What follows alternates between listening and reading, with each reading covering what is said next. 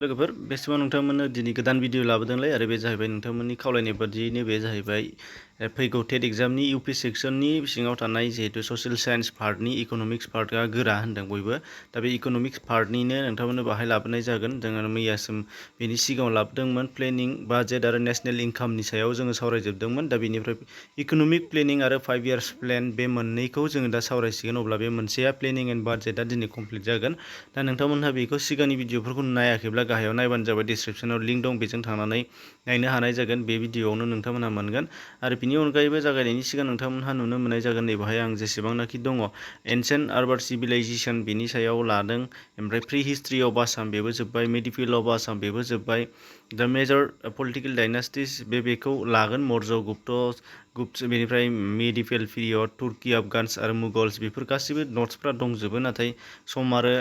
माखासे स्कप मोनाखै दा बेनि थाखाय नोंथांमोननो होनो हानाय जायाखै आरो बिनिफ्राय जोंहा बे पार्टनिनो ओरैजाय जिअग्राफि पार्टआव माखासे गोबां मानि होजाबाय बेफोरखौबो डिसक्रिप्शनाव लिंक मोनगोन बेजों थांनानै नायबानो जाबाय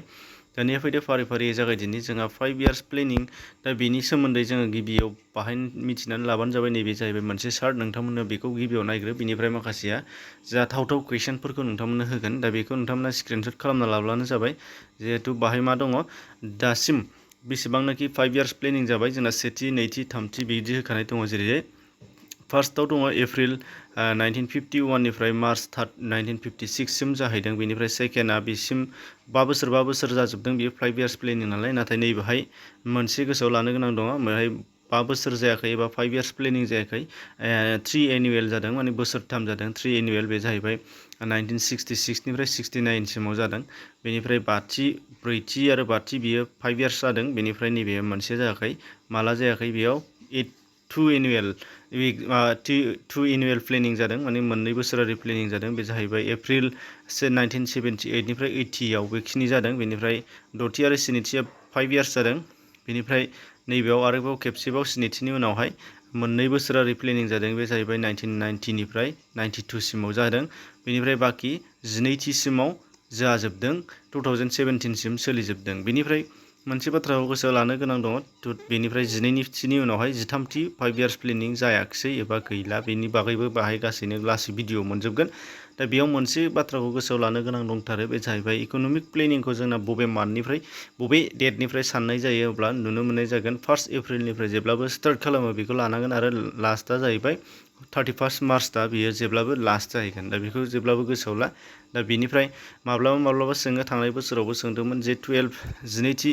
5 बोसोरारि बिथांखिया बबे मोनसे बोसोराव जादोंमोन होननानै गाहायाव अपसन होनाय दंमोन 2019 नि टेटआव फैदोंमोन बे जाहैबाय जोंहा नुदोंमोन 2012 निफ्राय 2017 सिम फैदोंमोन दा बे प्लेनिङा बे सोंदोंमोन बेखायनो बेखौ चार्टखौ गोसोआव लानांगोन आरो बबे खेबाव बबे बोसोराव बिथांखि जादों जेरै स्निथि 5 बोसोरारि बिथांखिया माब्ला जादोंमोनब्ला 85 आरो 90 दा बेबायदि साननांगोन दा गोबाङानो सानो फार्स्टनिफ्रायनो 1951 निफ्रायनो 56 सिम बेबायदि 5 इयार्स फैबाय थादों नाथाय नङा जोङो नुनो मोननाय जादों गेजेराव मोनसे बोसोरथाम थांदों मोनसे बोसोरनै आरो मोनसे बोसोरनैल' थांदों बे हिसाबै बिदि क्रन'लजि मिलायनाय नङा दा जेखि जाया मानो उननि सोंनायफोरनिफ्राय फैदो फारि फारि थांदिनि बेवहाय माखासे एक्सपेक्टेड कुइसनफोर होदों आरो बेफोरखौ नोंथांमोननो होनाया गासैबो बबेबा एग्जामफ्राव फैनाय गोजा दा बाहाय दङ दा planning commission of India was constitute in the year माने माब्ला जाफुंजादोंमोन बे जाहैबाय 1950 आव बेखौ गोसोआव लाबानो जाबाय बेनिफ्राय दङ दा outline of 5 years first 5 years plan was made by माने मा होनदों सोरनि नाजानायाव एबा सोरनि मेथडजों एबा सोरनि मडेलजों फार्स्ट गिबिसिन 5 इयार्स प्लेनआ जादोंमोननो बे जाहैबाय हरत डनाल्ड मडेल बेयो फैयो फ्रायनो हरत डनाल्ड मडेल बेजों फैदों बेयो आरो बेनिफ्राय सेकेन्ड 5 इयार्स प्लेनखौ सोरनि मडेल खालामदों बे जाहैबाय बेबो एखे कुइसनानो नाथाय सेकेन्ड 5 इयार्स प्लेनिंनि मडेला जाहैबाय महालनबिस मडेल बेखौ गोसोआव लाबानो जाबाय बे मोननैया जोबोद इम्परटेन्ट सोरनि मडेल खालामदोंमोन बेखौ लानानै दा बेफोरो कुइसन जायो बेनिफ्राय दा प्लेनिं कमिसन अफ इन्डिया जादों बे सरि नैबे अफसो जानांगौमोन दा प्लेनिं कमिसन अफ इन्डिया मा होनदों जोंनि भारतनि 5 बोसोरारि बिथांखिया मा होनदों एक्सट्रा कनस्टिटिउसनेल जायोनो आरो बेनिफ्राय नन स्टेचुयेरि बडिसो होनदों बियो स्टेचुयेरि बडि नङा बेनिफ्राय आरो कनस्टिटिउसनावबो आन्डार कनस्टिटिउसनेल नङा एक्सट्रा कनस्टिटिउसनेलावसो बियो गोलैयो होनदों दा बेनिफ्राय जोंना इन्डियायाव रांखान्थियारि बिथांखिनि थाखाय मोनसे जोबोद गेदेरथार मोनसे प्लेन दङ, बे जाहैबाय नाबार्ड। बे नाबार्डआ माब्ला गायसनजादोंमोन होनदों, बबे 5 बोसोरारि बिथांखियाव, बे जाहैबाय 6th 5 years प्लेनाव दाजादों होनदों। बेनिफ्राय नेक्स्टआव दङ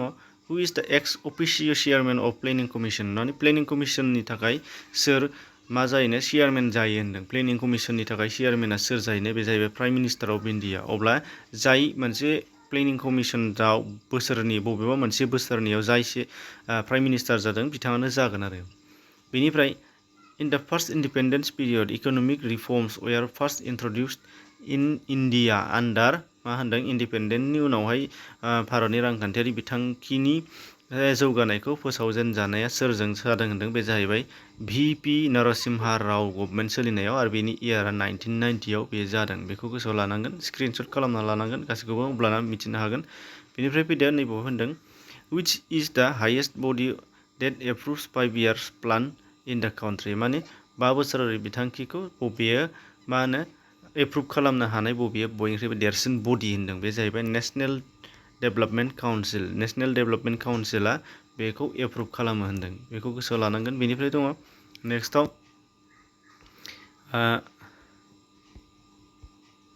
नैबाव दङ जोंहा मोनसे दंबावो माबि in India the concept of minimum needs and directed anti poverty programs were the innovation, माने मा होनदों जोंनि भारतआव मा होनो कनसेप्ट अफ मिनिमाम निड्स आरो मोनसेया जाहैबाय डाइरेक्टर अफ एन्टि पभार्टी प्रग्राम्सखौ बबेयाव सोफानाय जादोंनो, बबे 5 years प्लेनिंआव, बे जाहैबाय 5 years प्लेनाव। बेनिफ्राय दङ द मेन अबजेक्टिव्स अफ 12th 5 years प्लेन, माने 12थि 5 बोसोरारि बिथांखिनि गुबै अबजेक्टिव्सआ मामोननो, बे जाहैबाय नुदों बाहाय फास्टार सास्टेनेबल आरो मर इनक्लुसिभ ग्रोथ, दा बेमोन होनदों। दा बेखौ गोसोआव लाबानो जाबाय। बेनिफ्राय the period of plan holiday in India was, माने बबे बोसोराव मोनसे हलिडे सोलिदोंनो, प्लेन गैयि सोलिदोंमोन, बबेनिफ्राय बबेसिमाव, बेयो जाहैबाय 66 69। बेखायनो बेखौ मा होनना बुङोनो प्लेन हलिडे इन इन्डिया होननानै मिथिनाय जायो होनदों, period of plan holiday in India. बेनिफ्राय दङ नेक्स्टआव who is the secretary of the planning commission, planning कमिसननि सेक्रेटारिया सोर जायो होनदों। चेयारमेनखौथ' जोङो प्राइम मिनिस्टार मोनदोंमोन, दानिया सेक्रेटारिया जाहैबायनो सोर, बि secretary of the national development council. National development काउन्सिलनि सेक्रेटारियानो मानिबो प्लेनिं कमिसननिबो सेक्रेटारि जायोनो। अब्ला प्लेनिं कमिसननि सेक्रेटारिखौ सोंनोबो हागौ, नङाबा नेशनेल डेभेलपमेन्ट काउन्सिलनि सेक्रेटारिखौ सोर जायो होनदों, अब्ला बे मोनसेयानो मोननैयाव जायो। दा बेनिफ्राय नैबाव दं गोरिबी उन्मूलनी, बे गोरिबी उन्मूलनी एबा पभार्टी इरेडिकेशना बे मोनसे स्ल'गान, बे स्ल'गानखौ बबे 5 बोसोरारि बिथांखियाव बाहायनाय जादोंमोन, अब्ला बे 5 years प्लेनाव, नैबे 5सो जानांगौमोन, सरि 5 बोसोरारि बिथांखियाव बेयो जादों होनदों।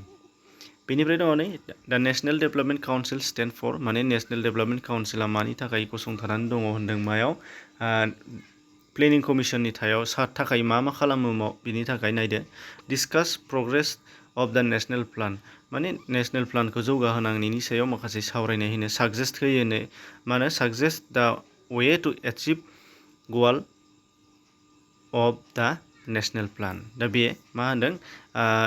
नेशनेल प्लाननि जाफुंसार जाहैनायसिमनि थाखाय बेखौ साजेस्ट खालामदों। आरो बेनिफ्राय गिव्स गाइडलाइन्स फर फर्मुलेट द नेशनेल इनकाम, आरो गाइडलाइनबो होयो होनदों नेशनेल इनकामनि थाखाय। दा बेनिफ्राय दङ नेक्स्टआव इन हुइच 5 years प्लेन द इक'नमिक डेभेलपमेन्ट रेट वास मेक्सिमाम, बयनिख्रुइबो बांसिनै बबे 5 बोसोरारि बिथांखियाव रांखान्थियारि जौगानाया लाबोदों जों सौफैदों, बे जाहैबाय 10 5 years प्लेन एबा 10थि 5 बोसोरारि बिथांखियाव। बेनिफ्राय दङ नेशनेल डेभेलपमेन्ट काउन्सिल वास कनस्टिटिउट, माने माला दाफुंजादोंमोन नेशनेल डेभेलपमेन्ट काउन्सिला, बे जाहैबाय 6 August 1952 बेयाव जाफुंसार जादों। बेनिफ्राय in which year 5 years plan, बबे 5 बोसोरारि बिथांखियाव नेशनेल हर्टिकालचार मिशनआ लन्च खालामजादोंमोन। नेशनेल हर्टिकालचार मिशनखौ 10 5 years प्लानावनो लन्च खालामदों, बेखौ गोसोआव लानांगोन। बेनिफ्राय नैबे मोनसे गोरलै आन्दायहोयो हु वाज द first chairman of planning commission of India, अब्ला प्लेनिं कमिसननि चेयारमेना सोर जायो होनदोंमोन, जों बहाय मिथिदोंमोन प्राइम मिनिस्टारा जायो। दाना फार्स्टनि सोंदों नालाय, फार्स्ट 5 years नालाय, अब्ला फार्स्ट प्राइम मिनिस्टारानो जोंना जागोन। अब्ला फार्स्ट प्राइम मिनिस्टारा इन्डियाना जवाहरलाल नेहरू, पन्डित जवाहरलाल नेहरू, ओंखायनो बेनो जागोन। बेनिफ्राय in which 5 year plan decentralisation mention माने बबेबा बोसोरारि बिथांखियाव भारत सरकारा डिसेन्ट्रेलाइजेसन एबा सेन्ट्रेलाइजेसनखौ बोखारदों माने मिरुआरि खालामनायखौ बोखारनानै मिरुआरि नङै खालामदों होनदों डिसेन्ट्रेलाइजेसन बे जाहैबाय 5 years प्लेनाव खालामदों 9आव बेनिफ्राय दा प्लेनिं कमिसन हेज बिन एबलिश्ड बाय दा प्लेनिं कमिसनखौ दा बोखारनाय जाबाय होनदों 12 जों दाख्लै मोनदोंमोन दहाय खिन्थादोंमोन फार्स्टआव बेनिफ्राय गैला बियो प्लेनिं कमिसनखौ सोर बोखारखो नरेन्द्र मदि बिथां प्राइम मिनिस्टारा बोखारबाय होनदों आरो बिथाङा बोखारनानै मा खालामखो नायदो नैबाय नुसिगोन एलाय बेखौ आलदा कुइसन सोंदों दा government of India hedge established NITI Aayog two replace दा एलाय मा खालामबाय होनदों प्लेनिं कमिसनखौ रिप्लेस खालामनानै government of India NITI Aayog बानायबाय होनदों आरो बेखौ सोर गभर्नमेन्टनि सिगाङाव खालामदों नरेन्द्र मदि बिथाङानो खालामदों होनदों बेखायनो दा 5 years प्लेनिं गैलिया मानो होनबा 12आवनो जोब्बाय बेनिफ्राय दा नीति आयोगासो जोंनि इन्डियानि इकनमिखौ मेनटेन खालामबाय बेनिखायनो मा होनदों अब्ला प्लेनिं कमिसनाव रिप्लेस खालामनानै नीति आयोग जाबाय आरो नीति आयोगखौ माला दादोंमोन होनदों नीति आयोग काम इनटु एक्जिस्टेन्स बे जाहैबाय जोंहा 1 January 2015आव दाजादों बेनिफ्राय इमप्लिमेन्ट खालामजादों